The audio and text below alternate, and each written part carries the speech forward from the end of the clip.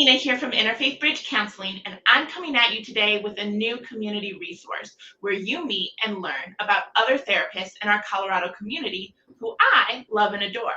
Today's guest is a newer friend and colleague to me who I've gotten to know over the spring of this year. So, Jack, why don't you go ahead, introduce yourself, and tell us a little bit about who you are. Yeah, thank you so much, Lena, for that introduction. I really appreciate that. And my name is Jack Dickey, and I am a counselor working here in the state of Colorado. I work primarily with queer folks and do trauma therapy, and I am the owner of Fox Mind Counseling here in Colorado. Yeah, so let's see here, a little bit about me. So I am a cisgender gay man. I pass as white, though I have Latinx heritage, and I have been practicing Buddhism for the last 10 years of my life. I'm in my 30s. I'm neurodiverse. I have ADHD and am a highly sensitive person. But yeah, I've been working as a counselor over the course of the last 4 years here, and I've been primarily working in queer nonprofits over the course of that time. And recently I've made the transition into private practice. And so that is where Fox Mind Counseling came from. And I'm so excited to be here today and to be connecting with you and talking about my work. Yeah, I adore your practice. I think when we first met, like one of the things you and I really kind of got excited about was just like the creativity that you and I can bring to our work, and also just being in private practice, because I know you have more experience like working out in the world and with agencies and nonprofits as far as being a counselor. And for me, I was like, no, not interested. I'm going straight into private practice. But I think we both have a really big love for kind of the same populations in some ways. Yes. And for the work that we do. I'm curious, could you tell us a little bit about where you got your degree from? Yeah, I got my degree from Naropa University. My degree is in contemplative psychotherapy and Buddhist psychology. So when I was first getting started as a mental health provider way back in undergrad, I was really getting into Buddhism and really getting into mental health care and being a therapist, and I thought that these were going to be two different worlds that were always going to stay separate from one another. And then Naropa provided an opportunity for me to weave the two of them together. So the degree that I have in contemplative psychotherapy is really all about taking what I consider to be kind of the best of Western therapy, which is client-centered, compassion-centered, presence-centered, and mixing that with Buddhist philosophy to create a therapeutic relationship that is really based on the client's inherent goodness as a person and the wisdom that a client is bringing into the therapeutic relationship. Deal. Well, and for those of you who know about me and my degree, we went to the same university, just different times and slightly different programs. But contemplative is like, from my mind, are like the hardcore Naropians doing the hard, intense work. They're doing a lot of really in-depth practice. I feel like mine was a little bit more, we were like the claw to catch it into Naropa to begin with, you know? Cool. Well, tell us a little bit about your services, because you primarily offer individual counseling, right? Yes, yeah, I provide exclusively individual counseling. I do not do relationship counseling or family counseling at this time. Yeah. So, and that's just my own personal preference. I have tremendous admiration for anybody that is doing relational counseling work. So I work primarily with adults as well, and the services that I'm offering right now are exclusively over telehealth, though over the course of the next month or two, that's going to evolve. And I'm going to start offering in-person sessions more frequently. So I'm very excited about that. I have been doing telehealth therapy for a while now, and I'm excited to get back to in-person. Not that telehealth therapy is tremendously supportive and really helpful, and I've seen tremendous transformation from clients in the therapeutic relationship through telehealth. And simultaneously, I am just incredibly excited to be working with people in person. It's maybe a selfish thing. Um, yeah, and let's see here. So I primarily offer 50-minute therapy sessions. I do also have 80-minute therapy sessions available as well. So the 50-minute sessions are primarily around talk counseling, EMDR as well. But the 80-minute sessions are kind of reserved for people who are wanting to take a deeper dive of EMDR work. So I'm curious if you could tell us a little bit about like what would be the difference between someone coming and doing like an EMDR session with you versus being really interested in like the contemplative part of your degree. That's a really great question. So one of the things that I really try hard to do as a counselor is to be continuously weaving all of my different approaches that I'm holding together. So I see myself as an integrative therapist. And so the contemplative piece that I bring to therapy, I kind of see as like the larger container of the work that I do. So this is really based on the present moment. It's not that the past and future don't matter. We're just taking a look at how the past and future are arising for you now in this moment, how they're affecting you now. There's also a really big emphasis on, again, like what I said, client-centered care. And so I see myself as holding expertise in certain therapeutic processes, but you as the client are really the expert on your experience.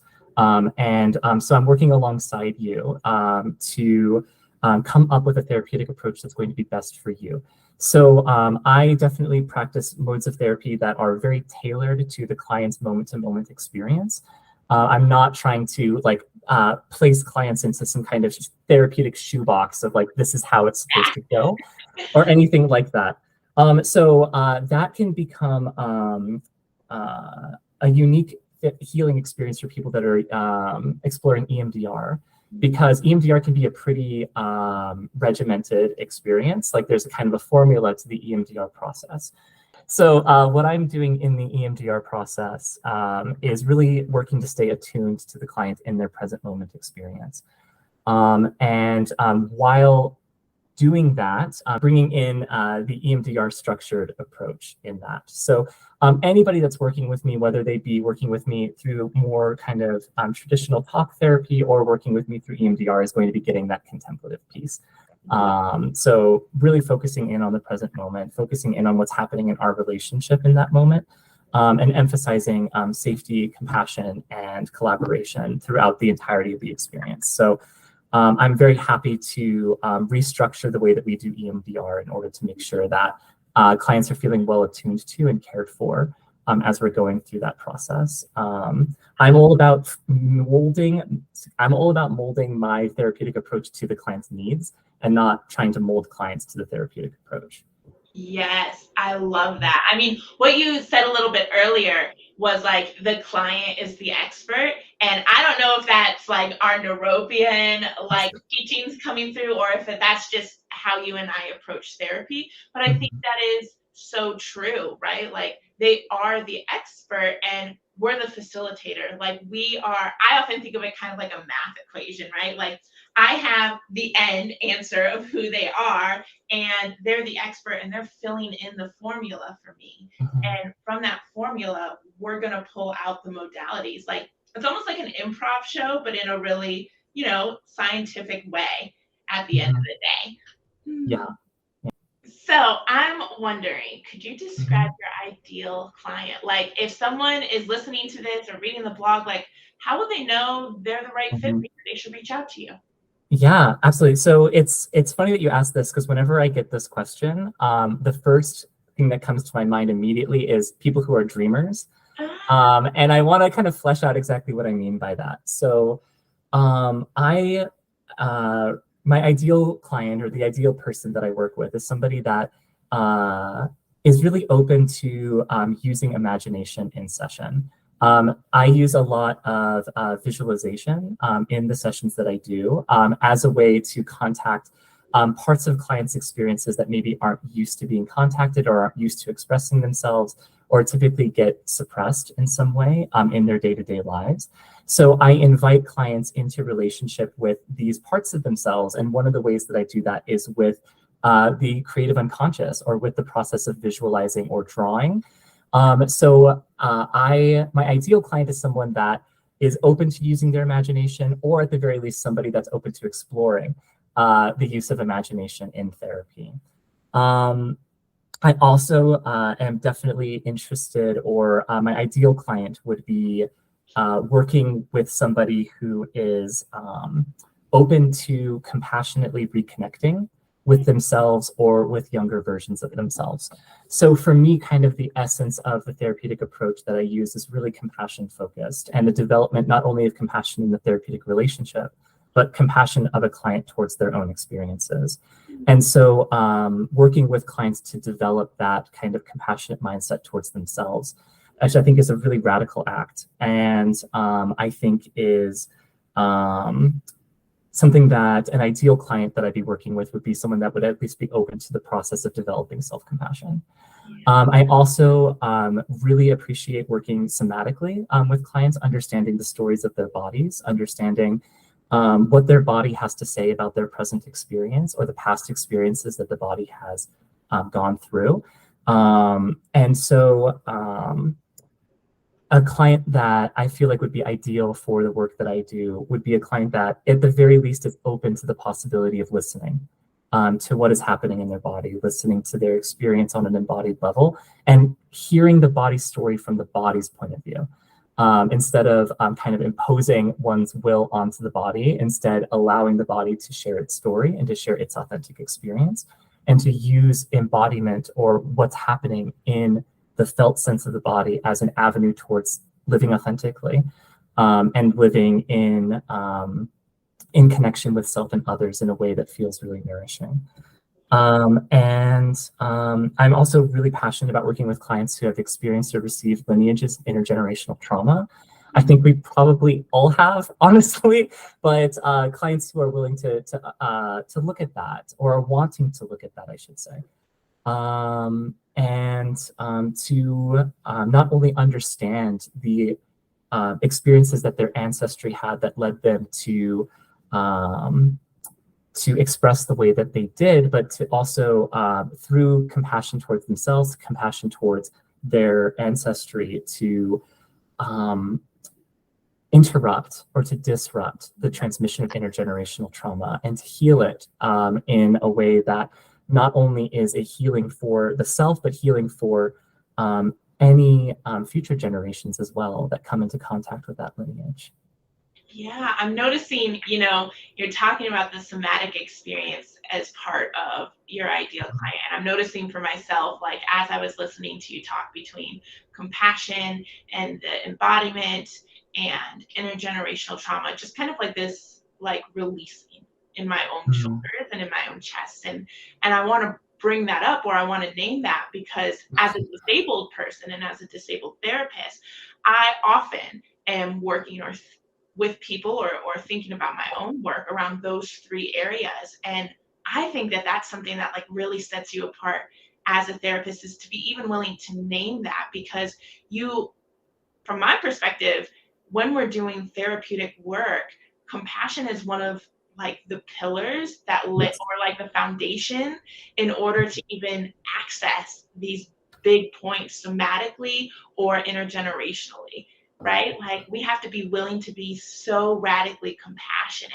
towards ourselves, towards our community, towards our bodies, towards our beliefs and our values, so that we can actually dig in and do the pieces. Because this is some big work. Like people don't think about how being genuine and nice and warm to your body is like a radical act against white supremacy. Absolutely radical act. Yes. Yeah, it's wild. People are like, oh, it's my body. It doesn't. It's like, actually, your body is kind of the whole thing. It needs the space. So what's it like to build that relationship, Yeah. And so that experience of like building relationship, that experience of like developing the relationship with the body is just something that really lights me up as a counselor.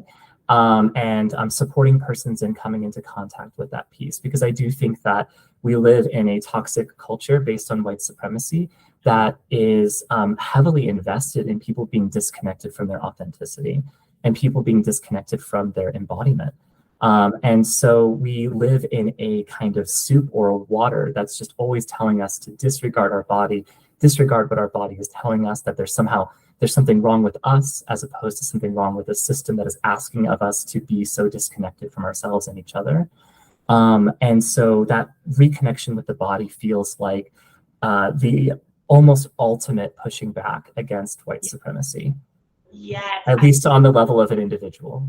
I couldn't agree more.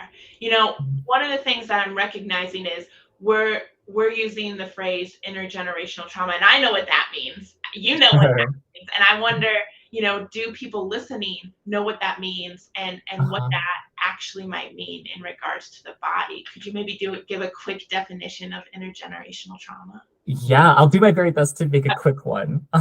So when I'm talking about intergenerational trauma, I'm talking about a pattern of disconnecting from the body that is transmitted from person to person to person.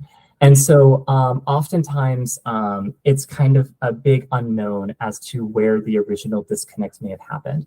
But it could be along the lines of, like, maybe if we just took an example of like anger, for instance. At some point in somebody's family generational history, it might have been a really, really dangerous experience for them to get angry. For them to get angry may have invited additional violence onto themselves. It may have prevented there from being even an intergenerational transmission to begin with, because they might have died in that moment. And so there is a kind of trauma that takes place there. And what I mean by trauma is a disconnection of something within us, or a splitting within us, where part of us continues on and another part of us that's holding, for instance, our anger, gets repressed. And that anger experience continues to get repressed after the trauma in order for the body to survive and to continue to live. And then what happens is that relationship with anger, that like self-suppression of anger, then enters into a relationship with a child. You have a kid. And then that kiddo, they start to get angry, which is a normal, understandable, healthy human response. It's an expression of dignity. It's an expression of our values. It's an expression of, I deserve to be treated with respect or with kindness. Kiddo gets angry. Parents' nervous system sees that and responds to that anger the same way they respond to their own, which is, that's dangerous. Shut that shit down. And so the kiddo gets their anger suppressed, either directly or the parent disengages in some way. And again, so there's this replication of this experience of anger, bad. And this could be so many different ways, like anger, bad, sad, bad, depressed, bad, sleeping, bad, resting, bad. So many different things that may have been communicated through trauma to the body. And then as soon as these things start to come up in a kid, the parent will relate to those experiences the same way that they relate to their own experiences of the need to rest, the need for authenticity, the need for anger, the need for self-nourishment through food or through sex. And so this gets repeated. And so then you imagine this kiddo grows up with these same suppressive mechanisms, and then they have a kid, and then that kid has their experience suppressed, and then it just repeats and repeats and repeats. And so intergenerational trauma through the lens of the body is an experience that arises in the body and then gets suppressed for some historic reason that may or may not be identifiable, whether that be the experience of anger, the experience of sadness, the experience of needing to rest, whatever that might be. But it is that embodied suppression or repression of that experience or of that need. Absolutely. And that's where, from my perspective, right, that integration between the mind and the body coming in and doing the work together, it's like building the relationship, right, for them to start communicating and being able to choose and heal some of that trauma. Like, that's where the good stuff is. Yeah. Yeah, absolutely. That's where the good stuff is. Yeah. Exactly. The magnitude of the ripple effect that can happen with the healing of intergenerational trauma, I think, just like cannot be understated. No. Because like we're talking about, like, this is not like your relationship, like let's just keep using anger because it's an easy example. Your relationship with anger is not only going to be playing out with persons that you might be caring for, but is also going to be playing out with every person that you come into relationship with. And so to heal that relationship within yourself, to heal that relationship with your embodied need to express your dignity or to express your authenticity is going to trickle out across not only the generations to come, but also just everybody that you're interacting with. And it's a radical step towards combating white supremacist culture. Totally, totally. People don't even recognize that therapy can be that, right? Like they're like, "Oh, I'm just coming in to sort some things out," and then here they are, just like busting down pillars, at least on an Uh, individual level, right? yeah, Because yeah, you can't help your community until you help yourself.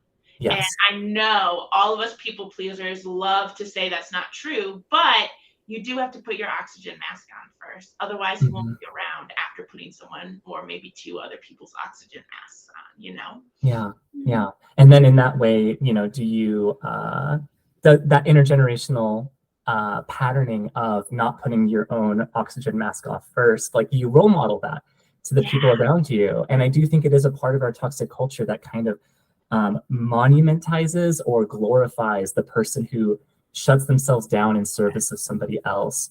And so it's really embedded in the culture, this kind of reinforcement of like, don't listen to yourself, care for somebody else. That you're doing the good thing by doing that. But it leaves you depleted and it leaves you unable to sustainably care for other people. yeah. Oh, I'm getting chills. And I think in part because, this is what we're talking about is like if I had to put Interfaith Bridge's vision and mission just like out Mhm. there in not bullet points, like what we're talking about is this, Yeah. right? How do you how do you reestablish a relationship with yourself that it cares about you, that is compassionate, that is loving, that is willing to try some hard things, make mistakes, and take accountability, but try and, you use the word dreamer, dream of who you are, who you want to be, and the community that Mhm. you deserve access to, you Yeah. know? Hmm. Yeah. I'm wondering, I mean, you've already said it in so many words, but how do you align with our vision and our mission? We are a very Yeah. based place. I mean, it's part of why we even do these type of blogs. Yeah. So one of the things that really stuck out to me about Interfaith Bridge when I was first looking you up, Lena, was the emphasis that was placed just like right there on the website, like front and center, like mental health is a human right. Yeah. Like, fuck yes, mental Totally. health is a human right. And I see um I want to be like I don't want to be overly simplifying of this when I say this, but I do see that most of the mental illness, if not all of the mental suffering, I just want to call it that, like mental suffering that Sure. exists is oftentimes the result of um, the toxic culture that we live in that is asking people to be so radically disconnected from their non-negotiable human needs. Yeah. And so, like, we have a human need for connection. We have a human need for rest. We have a human need to express our dignity and stand up for ourselves. We have a human need for authenticity. These are all things that we need. And society and intergenerational trauma creates circumstances that tell us that it's not okay in some way for us to have these needs. We need to shut these needs down, or it's like some kind of hippy dippy bullshit. So, like, to have this human need or desire inside of ourselves for this, for not only survival but living. And so, like, that notion of like mental health as a human right, it's like air as a human right, or like the ability to not get murdered when you're walking down the street is a human right. And so it's like you have fundamental non-negotiable human needs that have every fucking reason to be honored and have every fucking reason to be there.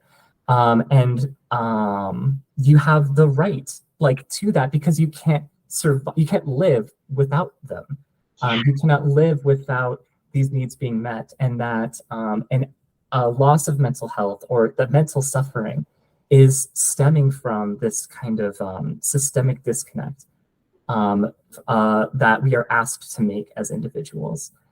So yeah, like I do thoroughly, deeply believe that mental health, which is my way, which is a way to me of expressing radical self-attunement, radical compassion towards the self, and radical attunement of the community to the needs of human beings. Like, these are things that our society desperately needs and need to be held within the framework of a human right, because this is as important as it gets. Yeah.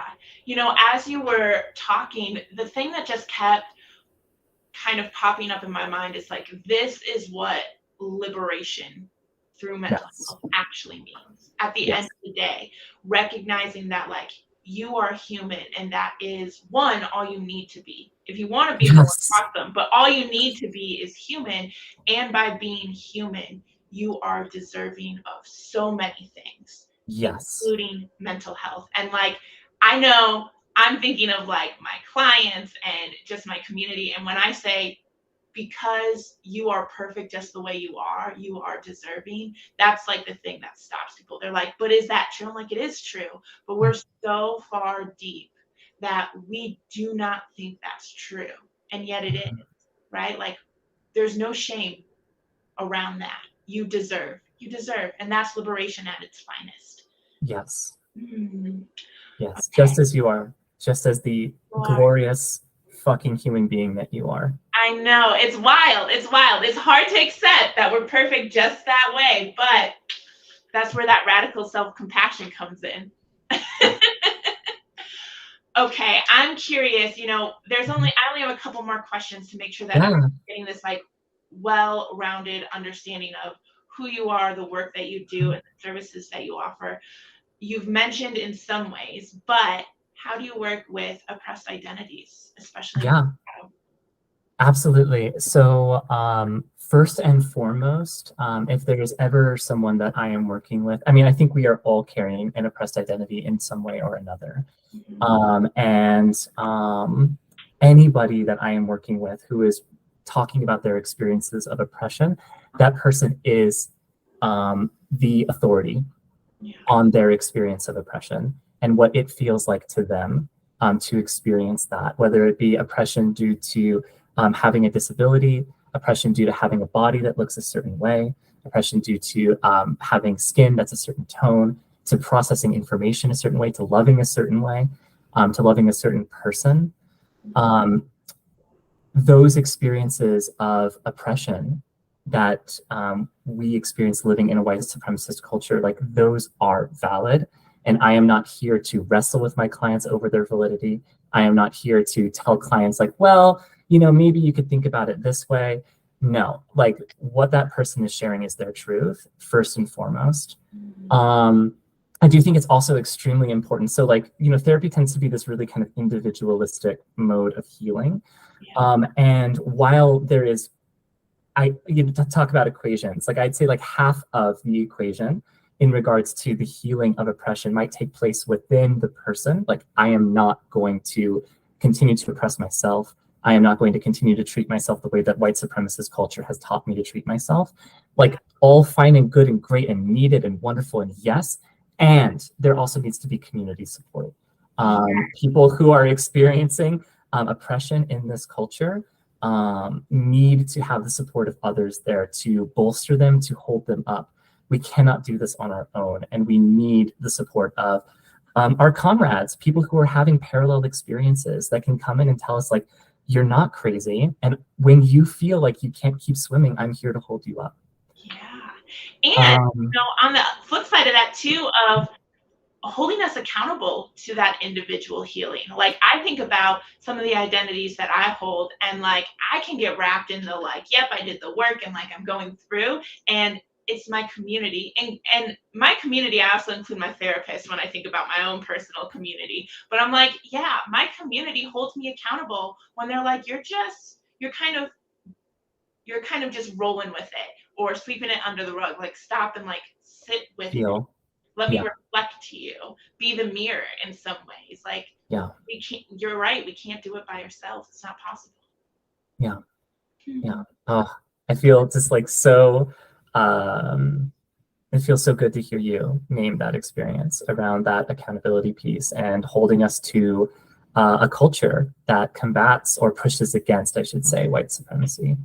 I do also, just like in that individualistic work, or in the individualistic work of therapy, when it is individualistic, whatever the fuck individualistic means. Yeah. Even at this point.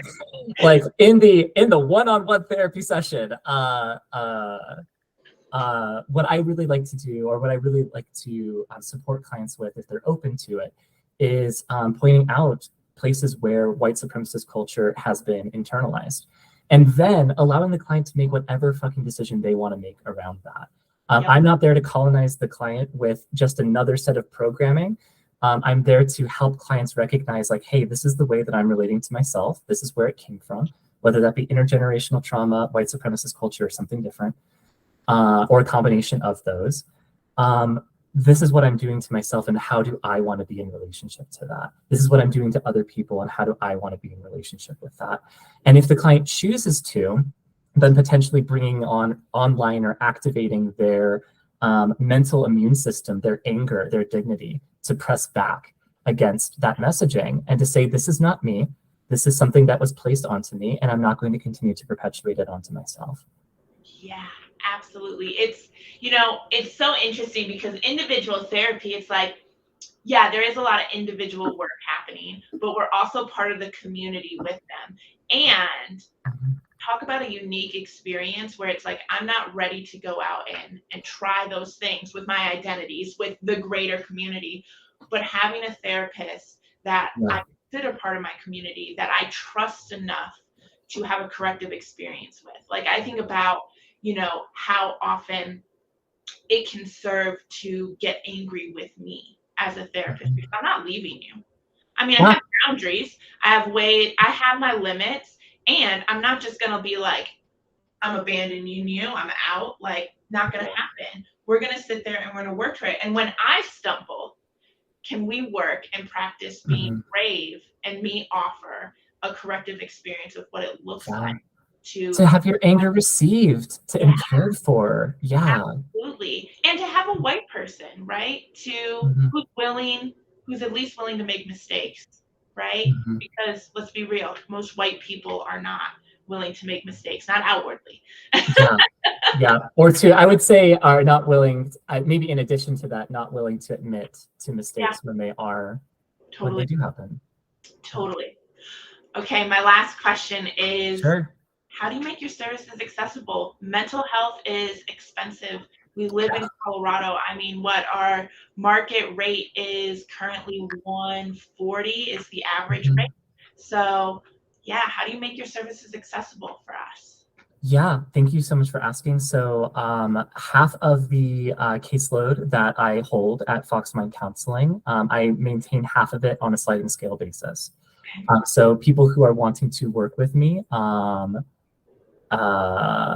and have come to me to access services through me, if one of those spots is available, then it's absolutely available to that client. Now, if a client comes to me and they're wanting to access sliding scales with me and those spots are full, then I am still getting on the phone with that client if they want to. I still want to understand what it is that they're looking for support with, who it is that they're seeking as a therapist, and then working with them to coordinate with my community of providers, Interfaith being one of them, Interfaith Bridges being one of them, to help this client to access services that are going to be affordable for them. Or if they choose to, they could also get onto a wait list to work with me on sliding scale basis. I don't really believe in wait lists. I believe in getting people connected to therapists right away when they're in that moment of seeking counseling. And I'm not here to hold on to clients. I'm wanting to make sure that they're connected with great fitting counselors who can meet their financial needs. And also keeping that door open if the client wants to, like, hey, when a spot does open up, do you want me to contact you? I do also offer super bills through my practice, which Lena was so kind to bring up. So the super bill process, just to anybody who's interested in it, is if you have insurance, you can work with me as an out-of-network provider. I would provide you with a special kind of invoice called a super bill. You would then submit that to your insurance, and you would be reimbursed by your insurance at your out-of-network provider rate. Now, that is a gross simplification of the process, and it is really important that you contact your insurance provider and really understand the ins and outs of super billing through your insurance provider before going forward with it. But anybody that contacts me that does have insurance, I do provide online resources for them to understand what to be asking and what questions to be asking and what to be informed about in regards to super billing. So I definitely do my very best to empower clients with that information so that they don't enter into a relationship thinking that they could use a super bill and then like there's a little code that's off or something that their insurance requires. So being really well informed about the process is important. And then finally, any queer client that contacts me who is experiencing suicidality, I am in coordination with an organization called the Lena McCain Foundation. They are an absolutely incredible organization. I highly recommend people to be aware of them. But what they do is they subsidize the mental health care of queer persons who are experiencing suicidality, such that, like, let's say that, like that out of that average market rate that you named of 140. Like, let's say that a client comes in and can only afford $10 a session or can afford $0 a session. So the Alana Faith Chen Foundation, you can submit applications to them. And they will respond if the application is approved with a grant that covers the entire difference of that amount between what the client can afford and that the therapist's out-of-pocket rate. So that's another way that I work to care for the most vulnerable members of the queer community who are seeking support. I love that. I think that's the most important thing when I talk about accessible mental health, because it is a human right. It's how are we showing up as providers in ways to make sure we're knowledgeable of what's out there, because it's already a big deal to reach out to a therapist to begin with and say, like, I'm looking for support, whatever that support is. But then having a therapist that knows, like, maybe I am the right fit for you, but I'm not financially. So here are the trusted people in our community. Yes. Let me hear a little bit of your story and I'm going to help connect you to the, super bills. Super bills are so easy, at least for a provider. In my opinion, they are so easy to be able to offer.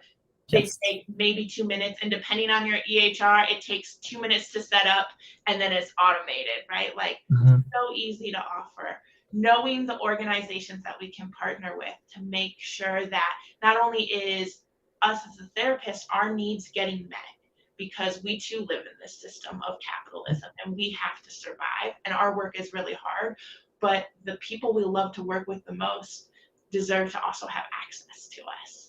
It's a very beautiful, intricate system. When we come from this, how do we make it accessible and working within the unfortunate parameters that we have to, at least? Yeah. Well, awesome. I'm wondering if there's any last tidbit you want to say before we log off for the day, Jack? Just thank you so much for this opportunity to talk about myself and about my work. Thank you for being such a compassionate and supportive audience and such a supportive presence in our community. And thank you for providing a forum to talk about love and to talk about compassion and healing, not only for ourselves, but for others. So just infinite gratitude for your work, and thank you to whoever is seeing this for your time and awareness. And yeah, that's all I have to say.